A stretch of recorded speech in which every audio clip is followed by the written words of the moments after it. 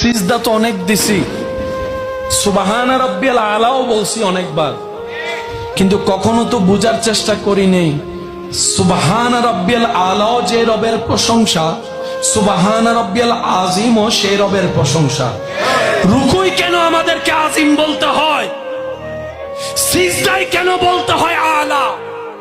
বাবার চেষ্টা করি নাই, জানার চেষ্টা করি নাই, শুধু একটা চেষ্টাই বারবার করেছি, কার ভুল কোথায় আছে, কার কমতি কোথায় আছে, কার ঘরে ঝামেলায় আছে, কার মেয়ের বিয়ে ভাঙছে, কার ছেলের মধ্যে সমস্যা আছে, কে পরীক্ষায় ফেল করছে, ওই খবর রাখছি।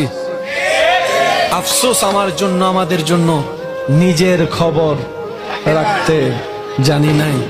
কাল হাসরের ময়দানে গিয়ে দেখব আল্লাহ আমাকে আমার সম্পর্কে জিজ্ঞেস করছে, আপনাকে করছে আপনার সম্পর্কে প্রশ্ন।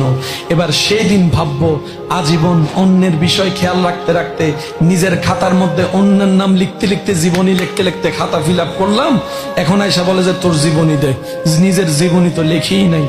আফসোস।